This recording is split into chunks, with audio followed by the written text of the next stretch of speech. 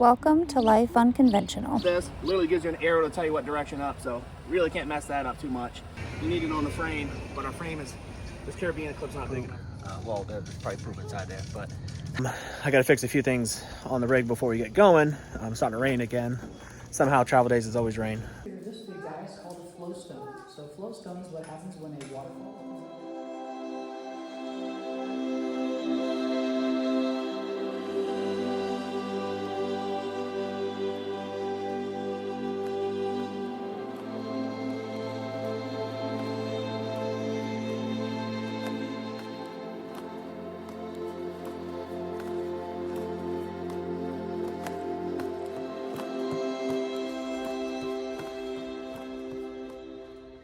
See some cool stuff. You want to go in a cave? Well, can kids get on shoulders?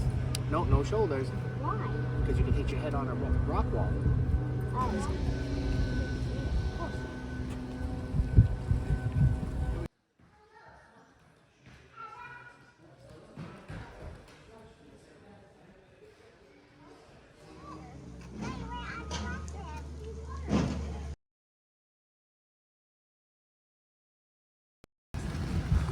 I think this is a city. Yep. With probably this one too. And the purplish colored one? I think. What's this one? I forgot. Amethyst.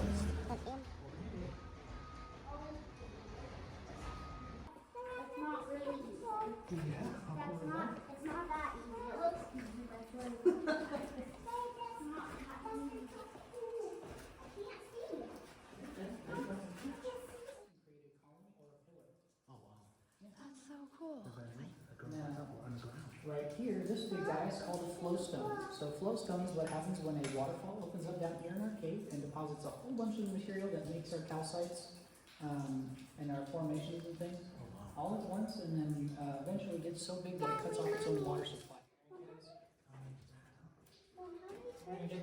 These stairs over here.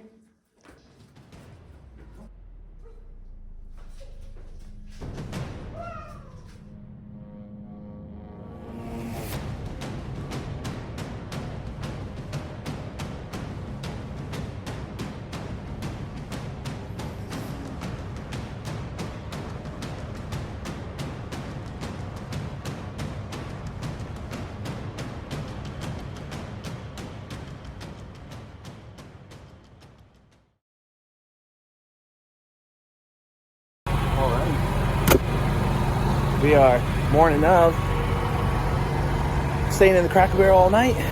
This Cracker Barrel was, even though it's right next to a road, a major off-ramp, it was actually fairly quiet. I mean, once you got your generator running, you really don't hear anything. Plus you got your AC going, you're good. But the crazy part is there's nobody in this parking lot. You got the employee there, but we're literally the only ones who stayed in here. So it's been really nice. So now what I'm gonna do, the kiddos are still sleeping.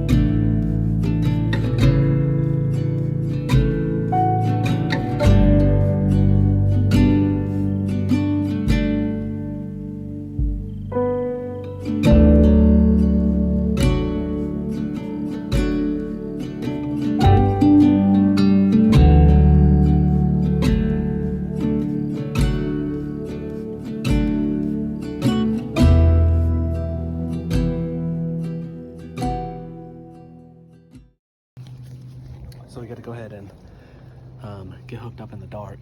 It's about 10 o'clock at night, our time. Got to Central Time. It's about 9. Kids are super sleepy. And we got to get the dog out. It's raining. The exact thing of what not to do is kind of what we did. We anticipated the drive to be about 9 hours, and then we used RV Life, and it took 13 hours. So it put us here pretty late. It's one of them 1,000 Trails parks where you pick your own site. So we've been driving around trying to find one. They have partials, they have full hookups, and they have like no hookups, and they really wouldn't give us a straight answer as far as capacity goes. So we anticipated it kind of being pretty empty, and when we got here, it's pretty much full capacity. So just is what it is. I try to get hooked up in the middle of the night. So here's the sewer. That's got to go over here.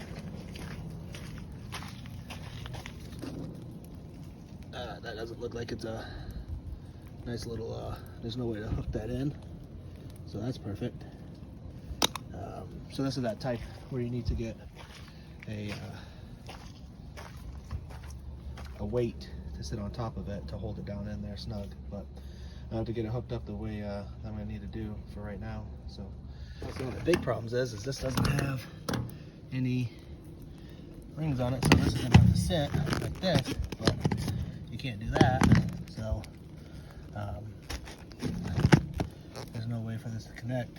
The only thing I'm going to have to be able to do is put some weights to hold this down. So I got to put the weights on it to hold it down, because now it's just going to pop out. So that's not really conducive to the situation, so I'll have to fix that in the morning. So this is the campground. So we're at 1,000 Trails campground in Kentucky. This is actually our site. So the sites really are not that bad. You can see here, this one is not good, especially when it's raining, because you're gonna get all flooded out. When we actually came in where it was pouring outside. This was completely flooded out. We did have to search around the campground quite a bit, because there's only certain sites that have full hookups, 50 amps, and they give you a map and they kind of tell you. But as you can see, there's a few things just need some adjusting. So this campground, particularly on our site, has been fine. Didn't flood out. It's gravel. It's level, leveled out good. We do have Starlink, and Starlink has been absolutely fine here. It's worked great. Big enough to fit 37 foot rig with our vehicle right in the drive. But as you can see, it's just not really one that you're going to come to enjoy the outdoors really much at the campsite itself. So I got to fix a few things on the rig before we get going. It's starting to rain again. Somehow travel days is always rain. But for this 1,000 Trails Park in Kentucky, it's not, like I said, extremely bad. The only thing that I think that kind of makes it a little bit off-putting is that there are a lot of, I guess, seasonals that are here, and it just kind of makes it seem a little bit more kind of like a mobile home park than it does an actual RV park. Really amenities, they do have mini golf and stuff like that. We didn't even go check it out. The playground is not really kind of suitable to really have your kids on, and we're not really trying to nitpick the place, but we just want to give an honest review. We will show you what the park looks like here in a moment. We'll do a drive around.